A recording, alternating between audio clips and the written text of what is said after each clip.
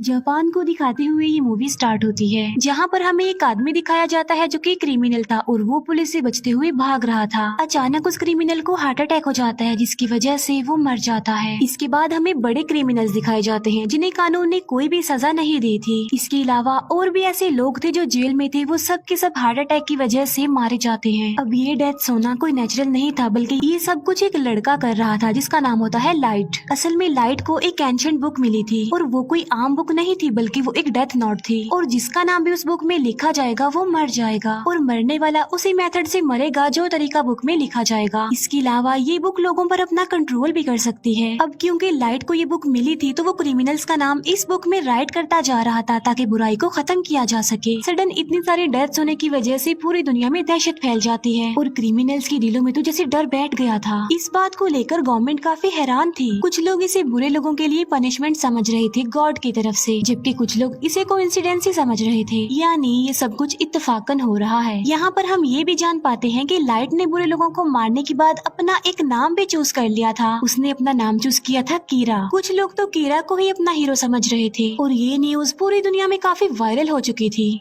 इसके बाद हमें लाइव न्यूज पर एक क्रिमिनल दिखाया जाता है जिसने एक फैमिली को प्रिजनर बना लिया था। लाइट समेत सभी लोग इस न्यूज को देख रहे थे। लाइट के हाथ में उस वक्त वो डेथ नोट भी थी। थोड़ी देर के बाद ये न्यूज दिखाई जाती है कि अचानक से उस क्रिमिनल की डेथ हो गई है। कीरा यानी लाइट इस पार्ट में भी एक स्टूडेंट ही दिखाया गया है जो कि लॉ का स्टूडेंट है। कीरा की एक बेस्ट फ्रेंड होती है जिसका नाम होता है मीसा, और उन दोनों का रिलेशनशिप काफी अच्छा था। कॉलेज में लाइट मीसा को अपने बारे में बताता है कि एक रात में एक बार में गया और उस बार में क्रिमिनल्स भी थे, यानी किलर, चोरी करने वाले एक्सेट्रा। लाइट वहाँ पर कुछ क्रिमिनल्स की बातें सुनता है जो क्राइम करने के बावजूद भी खुश थे क्योंकि उन्हें सजा नहीं हुई थी, और वो क्रिमिनल्स लाइट के साथ भी मिसबिहेव करते हैं। लेकिन लाइट चाहते हुए भी उनका कुछ नहीं कर सकता था, और फिर बेबस लाइट बार से बाहर आ जाता है और वो अपनी लॉ की बुक को फेंक देता है, ये सोचते हुए कि ये बुक बेकार है, उसके किसी काम की नहीं, क्योंकि इस बुक के होने के बावजूद भी वो किसी को इंसाफ नहीं दिला सकता था। लेकिन उसकी लाइफ उस वक्त पलट जाती है जब उसे ये डेथ नोट मिलती है, और ये बुक लाइट को एक जमीन पर पड़ी हुई मिलती है। और हैरत की बात तो ये है कि बुक के अलावा हर तरफ बारिश पड़ रही थी। इसके बाद लाइट उस बुक को लेकर घर आ जाता है। लाइट अपनी फ्रेंड मीसा से ये सारी बातें शेयर कर रहा था, लेकिन मीसा को वो बुक के बारे में नहीं बताता क्योंकि लाइट किसी से भी अपना ये सीक्रेट शेयर नहीं करता था। लाइट को जब ये बुक मिली थी तब वो इसकी रियलिटी के बारे में कुछ नहीं जानता था कि ये बुक, ये डेथ नोट आखिर है क्या। लेकिन लाइट इस बुक के रूल्स पढ़ लेता है, यानी रूल्स के अकॉर्डिंग जिसका नाम इस बुक पर लिखा जाएगा वो मर जाएगा। इसके अलावा नाम लिखने का मेथड, मौत आने का मेथड सब मेंशन होते हैं उस पर। फिर लाइट टीवी पर एक क्रिमिनल के बारे में न्यूज देखता है, तब वो इस बुक को चेक करने के लिए उस क्रिमिनल का नाम इस बुक में लिख देता है। इसके बाद रात गुजर जाती है और सुबह को हम लाइट को देखते हैं जो कि न्यूज़पेपर पढ़ रहा होता है। वो देखता है कि जिस क्रिमिनल का नाम कल रात उसने डेथ नोट में लिखा था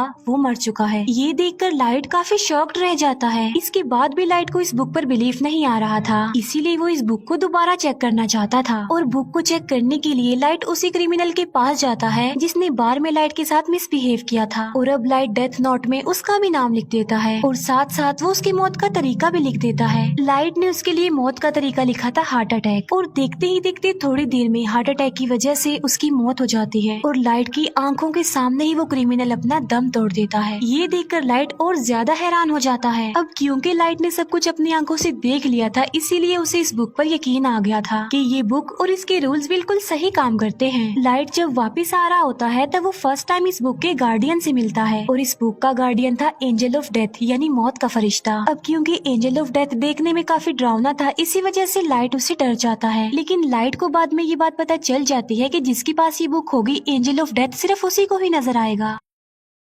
एंजल ऑफ डेथ लाइट को सारी बात डिटेल में समझाता है। फिर हम जापान के कुछ पुलिस ऑफिसर्स को देखते हैं जो इन अचानक हुई डेथ्स पर बात कर रहे थे। पुलिस भी ये बात नोटिस करती है कि मरने वाले सिर्फ क्रिमिनल्स हैं। इसके अलावा पुलिस के जहन में और बहुत सारी बातें आ रही थी कि आखिर ये कीरा चाहता क्या है, क्या सच में एग्जिस्ट करता भी है या नहीं। और कीरा कोई हीरो नहीं है बल्कि वो एक क्रिमिनल है, क्योंकि जो कुछ भी हो रहा था वो भी तो एक क्राइम ही था ना। इसके बाद हमें लाइट के फादर दिखाए जाते हैं जो कि एक डिटेक्टिव थे और वो ही इस केस को हैंडल कर रहे थे, और उनका मिशन था कीरा तक पहुंचना, क्योंकि कीरा किसी के भी कंट्रोल में नहीं था और सबको बेमौत ही मारता जा रहा था और ऐसा करते करते तो वो सबको ही मार डालेगा। लाइट के फादर अपने सीनियर्स को कहते हैं कि ये केस काफी कॉम्प्लिकेटेड है, इसीलिए इस केस को स्टडी करने के लिए एक इंटेलिजेंट डिटेक्टिव हमारी हेल्प करेगा और इस डिटेक्टिव का नाम है एल, जो कि लाइव इस केस को हैंडल नहीं करेगा बल्कि सिर्फ इंटरनेट के थ्रू ही उन लोगों की आपस में बात होगी। एल का असली नाम ना तो कोई जानता था और ना ही किसी ने उसकी शक्ल देखी हुई थी। यहाँ पहले ही एल ने कीरा के बारे में काफी इन्वेस्टिगेशन की हुई थी, जिसमें एल को काफी सक्सेस भी हुई। पहले तो कीरा पर कोई भी बिलीव नहीं करता था, लेकिन फिर एल ने सबको दिखाया कि जितनी भी डेथ्स हो रही हैं वो नेचुरल नहीं है, क्योंकि हर साल की निस्बत इस साल काफी ज्यादा लोगों की डेथ्स हुई थी और मोस्टली लोग हार्ट अटैक की वजह से ही मारे गए। और हैरत की बात तो ये है कि जो लोग हार्ट अटैक की वजह से मारे गए वो मेडिकली बिल्कुल नॉर्मल थे। लाइट को अपने पास इस बुक को रखे काफी टाइम हो गया था और लाइट इस बुक की वजह से काफी इंटेलिजेंट भी हो गया था। फिर हम देखते हैं एंजल ऑफ डेथ और लाइट को, जो कि एक दूसरे के काफी क्लोज थे, हर वक्त साथ रहते थे। क्रिमिनल्स को मारकर लाइट का कहना था कि वो फ्यूचर बदल देगा, यानी फिर दुनिया में कोई क्राइम नहीं होगा अगर क्रिमिनल्स मर जाएंगे तो। फिर तभी हम न्यूज पर देखते हैं कि एल सबके सामने आ जाता है, जहाँ पर वो कीरा को डिस्कस कर रहा होता है कि कीरा कोई हीरो नहीं है बल्कि वो एक किलर है और हम जल्द से जल्द कीरा को पकड़ लेंगे। ये बातें सुनकर लाइट को काफी बुरा फील होता है और इसीलिए वो एल को अपने रास्ते से हटाने के लिए और सबको ये बताने के लिए कि कीरा से टक्कर कोई अच्छी बात नहीं है, तो वो उस डेथ नोट में एल का नाम लिख देता है। और ऐसा होते ही टीवी वाले एल को अटैक हो जाता है और वो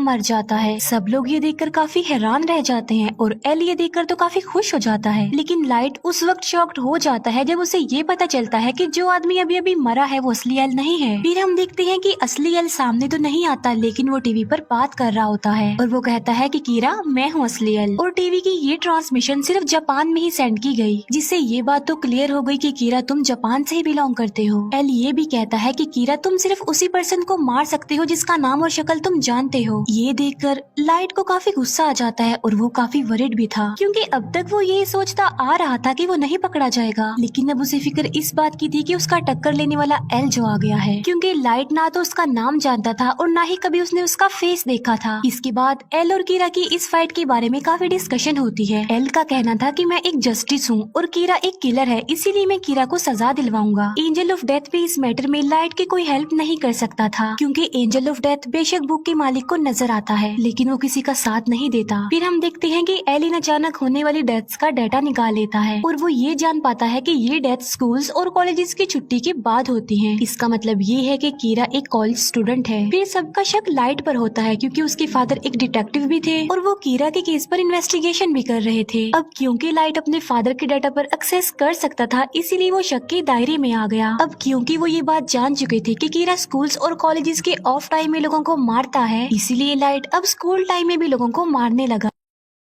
अब यहाँ पर एल का डाउट और ज्यादा बढ़ जाता है कि वो एक स्टूडेंट ही है, इसीलिए कीरा ने हमारा ध्यान बटाने के लिए अब स्कूल टाइम में भी किलिंग्स करना शुरू कर दी हैं। एल को ये बात भी पता चल जाती है कि कीरा की एक्सेस डेटाबेस तक भी है, इसीलिए एल लाइट के फादर को बताता है कि कीरा डेटाबेस पर भी एक्सेस कर सकता है। तो या तो कीरा कोई पुलिस ऑफिसर है या फिर कोई अपना ही है। कुछ दिन बाद लाइट को रियलाइज होता है कि पुलिस उस पर नजर रख रही है। एल ने उसके पीछे कुछ डिटेक्टिव्स को लगाया हुआ है। लाइट एल को अपने रास्ते से हटाना चाहता था। एंजल ऑफ डेथ लाइट को बताता है कि मुझे सब पता होता है कि इंसान का नाम क्या है और इंसान की जिंदगी के कितने साल बाकी रह गए हैं। तब लाइट एंजल ऑफ डेथ को कहता है कि तुम मुझे एल का असली नाम बता दो, जिसके बदले में एंजल ऑफ डेथ लाइट की आधी जिंदगी ही मांग लेता है और इसके लिए लाइट साफ इनकार कर देता है। जो एजेंट लाइट के पीछे लगा हुआ था उससे जान छुड़ाने के लिए लाइट को एक आइडिया आता है। लाइट और मिसा एक बस में जाते हैं, जहाँ पर वो एजेंट भी लाइट के पीछे उस बस में चला जाता है। फिर लाइट उस एजेंट से पूछता है कि आखिर तुम मेरा पीछा क्यों कर रहे हो, जिस पर वो एजेंट कोई जवाब नहीं देता। तभी उस बस में एक क्रिमिनल आ जाता है जो बस के ड्राइवर पर गन पॉइंट कर देता है। लाइट ने वहाँ पर एक पेपर पर एक नोट लिखा था कि वो तुम्हें पकड़ लेगा तो तुम उससे गन छीन लेना, लेकिन सडन वो पेपर लाइट के हाथ से नीचे गिर जाता है और क्रिमिनल ये देखकर उस पेपर को अपने हाथ में ले लेता है और फिर उस क्रिमिनल की नजर एंजल ऑफ डेथ पर पड़ती है। क्रिमिनल एंजल ऑफ डेथ को काफी शूट करता है, लेकिन वो तो खुद मौत का फरिश्ता था,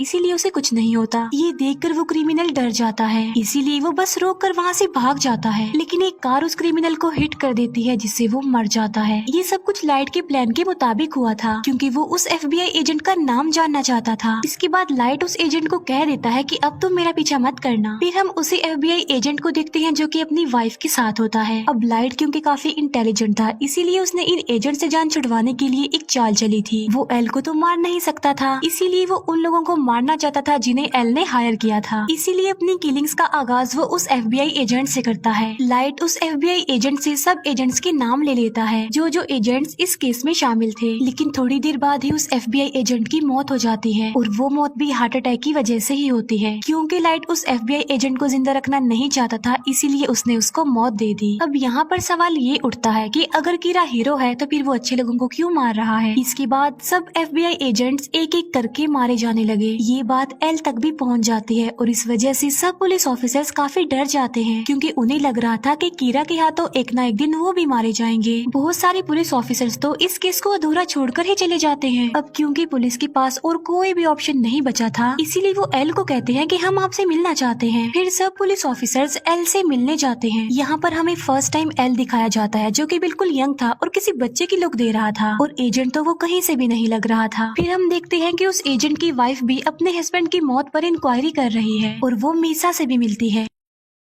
मीसा उस एजेंट की वाइफ को लाइट से मिलवाती है और उस एजेंट की वाइफ लाइट को पहली बार देखते ही जान लेती है और वो लाइट को कहती है कि तुम मेरा कुछ नहीं बिगाड़ सकते क्योंकि तुम मेरा असली नाम जो नहीं जानते। ये कहकर उस एजेंट की वाइफ वहाँ से चली जाती है। इस बात की वजह से मीसा काफी हैरान रह जाती है और लाइट भी काफी डर जाता है क्योंकि आहिस्ता आहिस्ता उसका ये राज खुलता जा रहा था। फिर हम देखते हैं एल को जो कि लाइट के रूम में कैमरास फिट करवा देता है। जब लाइट को ये बात पता चलती है कि उस पर नजर रखी जा रही है तो वो कोई भी ऐसी हरकत नहीं करता जिससे उस पर शक आए और वो बिल्कुल ऐसे ही रिएक्ट करता है जैसे वो कुछ भी नहीं जानता और सब कुछ नॉर्मल है। फिर एक दिन न्यूज पर एक क्रिमिनल के बारे में बताया जा रहा था। दूसरी तरफ सब लोग लाइट पर नजर रखे हुए थे कि अब वो कुछ करेगा, लेकिन वो क्रिमिनल मारा जाता है और लाइट ने तो टीवी पर भी नहीं देखा था। इस बात की वजह से एल के अलावा बाकी सारे लोगों का शक लाइट पर से हट जाता है। लेकिन हम देखते हैं कि लाइट सबकी नजर से छुप कर ये काम करता जा रहा था। इसका मतलब ये है कि वो लोगों को मारने से अभी भी बाज नहीं आया। इसके बाद लाइट के रूम से सारे कैमरास हटा दिए जाते हैं। यहाँ पर तो एकदम ऐसा लग रहा था कि जैसे सब कुछ नॉर्मल हो गया है। लेकिन जो एजेंट होती है वो अभी तक अपने हस्बैंड की डेथ की इंक्वायरी कर रही थी। वो एल को कॉल करके कहती है कि मैं अपनी जान को खतरे में डाल रही हूँ, लेकिन मैं ये साबित कर दूंगी कि लाइट ही कीरा है। इसीलिए वो एक जगह पर लाइट को बुलाती है जहाँ उसने मीसा को गन पॉइंट पर किया हुआ था और वो लाइट से ये बात मनवाना चाह रही थी कि वो ही कीरा है। लेकिन लाइट इस बात को मानने से इनकार कर देता है और मौके का फायदा उठाकर मीसा वहाँ से भाग जाती है। फिर उस एजेंट की वाइफ लाइट को शूट करने लगती है, लेकिन गलती से वो गोली मीसा को लग जाती है और मीसा वहीं पर ही मर जाती है। बाद में उस एजेंट की वाइफ खुद को भी मार लेती है। जो कुछ भी वहाँ पर हो रहा था वो सब कुछ रिकॉर्ड हो रहा था। इसके बाद पुलिस भी वहाँ पर आ जाती है। फिर हम देखते हैं लाइट और एंजल ऑफ डेथ आपस में बातें कर रहे हैं, जहाँ पर लाइट एंजल ऑफ डेथ को बता रहा होता है कि अभी अभी यहाँ पर जो कुछ भी हुआ वो मेरे प्लान में शामिल था। वो कहता है कि अब क्योंकि बुक का मालिक किसी भी चीज को अपने कंट्रोल में कर सकता है, इसीलिए जो कुछ भी वहाँ पर हुआ वो सब कुछ पहले ही लाइट ने उस बुक में लिख दिया था। इवन लाइट ने अपनी बेस्ट फ्रेंड को भी मरवा दिया। इसका मतलब ये है कि लाइट सच में एक शैतान ही है जिसने शैतान जैसा काम किया। फिर लाइट अपने फादर को कहता है कि मैं कीरा को पकड़ने के लिए आपका और आपके बाकी ऑफिसर्स का साथ दूंगा। लाइट ऐसा इसलिए करना चाह रहा था ताकि किसी का शक उस पर ना आ जाए और उसका राज हमेशा के लिए राज ही रहेगा और वो अपना काम भी करता जाएगा। लास्ट में वो एल से फेस टू फेस मिलता है और ये मूवी यहीं पर एंड हो जाती है। Thank you for watching.